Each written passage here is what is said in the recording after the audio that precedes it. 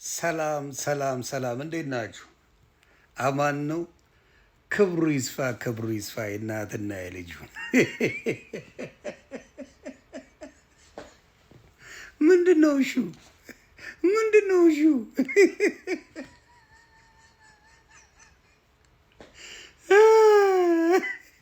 ምን ሲል ሰማሁት? የተለቀቀ ነገር አይቼ የሐሙሱ ፈረስ ሐመስ ላይ የሚወጣ ዘፈን ረግሜዋለሁ፣ ወግቼዋለሁ ምናምን። እንዴ እኔ የምልህ ሰይጣን ከመቼ ጀምሮ ነው ፈረስ ያለው? እንደው ረስተው ነው እንጂ የኛ አባቶች የጥንት አባቶቻችን ፈረስን ተጠቅመው ጠላት ጣሊያንንም እንግሊዝንም ያባረሩበት እንደሆነ ረስተው ነው። አንተ የሐሙስ ፈረስ ብለህ ለሰይጣን ትሰጣለህ እንዴ?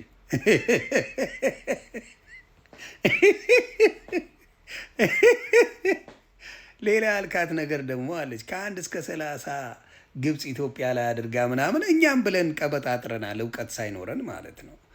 እኔም ብለህ ከራስህ ልጀምር። አንድ ቀን ስራ ሰርተህ ታውቃለህ? ሰውን ሳትሰራ ወንጌል ሰበኩ እያልኩ ዘመርክ እያልክ እጥብ አድርገህ የምትበላ ሌባ አንተ ስለ ወንጌል ታወራለህ? ስለ ኢየሱስ ክርስቶስ ታወራለህ?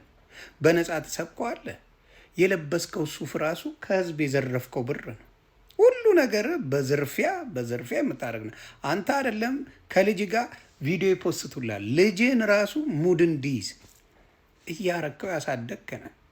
እኔ ዘፈን ያጸድቃል ብዬ አንድም ቀን አልናገርም። ዘፈን በማንኛውም ብትሄድ አያጸድቅም። ግን የኢትዮጵያ ጴንጤዎች ሁሉም እያልኩ አይደለም።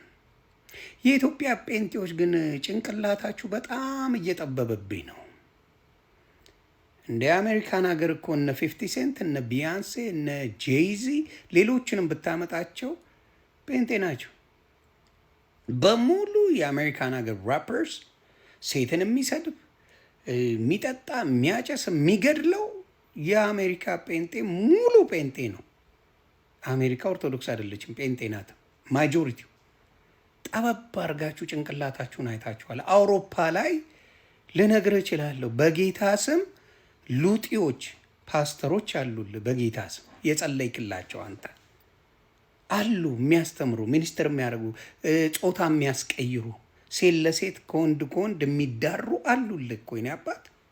ምንድን ነው ኢትዮጵያ ላይ አርት ሲኖር አርት ለሚሰማው ያዳምጠዋል።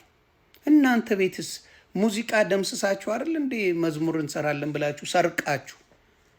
መዝሙር የሚሰራው እግዚአብሔር በራእይ አሳይቶ የዛን ምስጋና ነው የምታረገው። ከዛ ውጪ ዘፈን ነው፣ መዝሙር ሊሆን አይችልም። ምን ነው ስለ እሱ አታወራም? ይህ ቴዲ ሲሆን እንዲህ አገረሸብህ።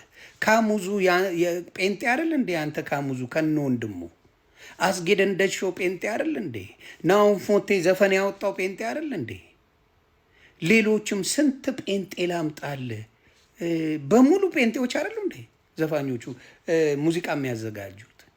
ለምንድን ነው ችግራችሁ? ከኦርቶዶክስ እንጂ ከቴዲ አፍሮ አይደለም። ኦርቶዶክስ ዘፋኝ ሆኖ በጣም ስሙ ስለገነነ ነው ያበዳችሁት። የጴንጤ ዘፋኝ ሆኖ ስሙ የገነነ የለም። ለዚህ ነው ያበዳችሁት እንጂ የጴንጤ ዘፋኝ ስሙ ከፍ ቢልላችሁ ኖሮ አተነፈሷትም። እንተዋወቃለን። ችግራችሁ ኦርቶዶክስ ናት። ዘፈን አሁንም እናገራለሁ፣ ዘፈን አያጸድቅም።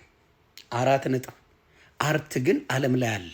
ኢትዮጵያ ለብቻ ሳይሆን በየዓለሙ አለ። አውሮፓ ላይ ጴንጤዎች አሉ፣ ዘፋኞች አሉ፣ አክተርሶች አሉ፣ ብዙ ነገር ወንጀል የሚሰሩም አሉ። ስለዚህ እንደው ጻድቅ ስትጫወቱ ሳይ ሁልጊዜ የማይሰለቻችሁ በጥራቃ ጴንጤ የኢትዮጵያን ያየሁት በጥራቃ አይቻችሁ፣ እግዚአብሔር ምስክር ያቅለሸለሻችሁኝ እንደናንተ የለም። ወሬያችሁ ሌላ፣ ተግባራችሁ ሌላ። ወሬያችሁ ሌላ፣ ተግባራችሁ ሌላ። ተግባር ብትታዩ እንዳለ ሸጓሪ። አብዛኞቻችሁ እርምጥምጥ ናችሁ። ስለዚህ በየትኛው ነገራችሁ ነው ሌላውን አርአያ ልትሆኑ የምትችሉት? በየትኛው ስራችሁ፣ በየትኛው ምግባራችሁ ነው? አንተ እዩ ጩፋ፣ እስራኤል ዳንሳ፣ ሌሎችንም ጠራላለሁ፣ በሙሉ ሌቦች ናቸው። ሄኖክ የምትለው ነቢይ ጥላሁን የምትለው ዘራፊ ሞላጫ ናቸው በሙሉ። ትዝታው ሳሙኤል ብትለው ዘራፊዎች ናቸው። አለዩ ስለዚህ እንደዚያ የሆነ ሰው ወጥቶ ሊለፈልፍ አይገባውም። ወጥቶ ምንም ነገር ሊያወራ አይገባውም። ለምን? ከሰው እጅ መጭልፋችሁ የምትኖሩ ናችሁ። የሰውን ምዕመኑን ሞጭልፋችሁ ዝርፍ አድርጋችሁ የምትበሉ ናችሁ እና ሌላውን የመናገር ምንም አይነት ሞራል የላችሁ። ይሄ ታምራት የሚባልም አለ ሌባ። እያንዳንዳችሁ ሌቦች ናችሁ። የሰው ላብ ነው የምትዘርፉት። እና እናንተ ለጌታ ጠበቃ ለጌታ ምናምን ሆናችሁ ስትመጡ ሳይ ሁልጊዜ ታስቁኛላችሁ። አሁንም እመሰክራለሁ፣ ዘፈን አያጸድቅም። አርትን ግን የትም ዓለም ላይ ታገኘዋል። ዓለም ላይ ሄደ አርትን ሙዚቃን የማታገኝበት ዓለም የለም። እዝነ እንዳልኩ አሜሪካን ሀገር በሙሉ ተሳዳቢዎቹ ቆሻሻ ነገር የሚሰሩት ካየ አሜሪካንስ ጴንጤዎች ናቸው። ስለዚህ በማስተዋል ብንነጋገር ጥሩ ነው። ኩርፊያ የሚመጣው ማላይ ሲሆን ቴዲ አፍሮ ላይ ታዋቂ በስመ ኦርቶዶክስ ስለሆነ ኦርቶዶክስ ቴዲ አፍሮ ቄስ አይደለም፣ ዲያቆን አይደለም፣ የኦርቶዶክስ ምዕመን ነው ደሴ። በአርት ስራው ግን አንጋፋ የተባለ በአርት ስራው ንጉሥ የተባለ ነው። ስለዚህ ናፍቋቸዋል። ይህ ናፍቆት ነው የሚያስለቅሳችሁ። ኢትስ ኦኬ ሱርዬ ሱሩ ምን ጡጦ ላምጣልሽ? ጡጦ አምጥቼ ላጥባሽ? ሌባ ባትሆንና ብትወቅስ ደስ ይለኝ ነበር። ወንጀለኛ ሳትሆን ብትወቅስ ደስ ይለኝ ነበር። ያን ያልከው። ስለዚህ አሁንም 30 ቀን በግብፅ 30 ቀን ምናምን አንድ ቀን በህይወት ሰርታ አታውቅም፣ ዘርፈ እንጂ። ይህንን ነው ልላችሁ የምፈልገው። የቴዲ አፍሮን ሰምቼዋለሁ። የሀገርን ቁስል ነው የተናገረው። ሀገር ላይ ሰው እንደቆሰለ እንደደማ፣ ሀገር ኢትዮጵያ እንደተበታተነች ነው የተናገረው።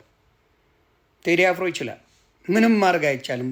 በቁም ነገር ለኢትዮጵያ ህዝብ የሚጠቅመውን መድኃኒት ቴዲ አፍሮ ሰጥቶታል።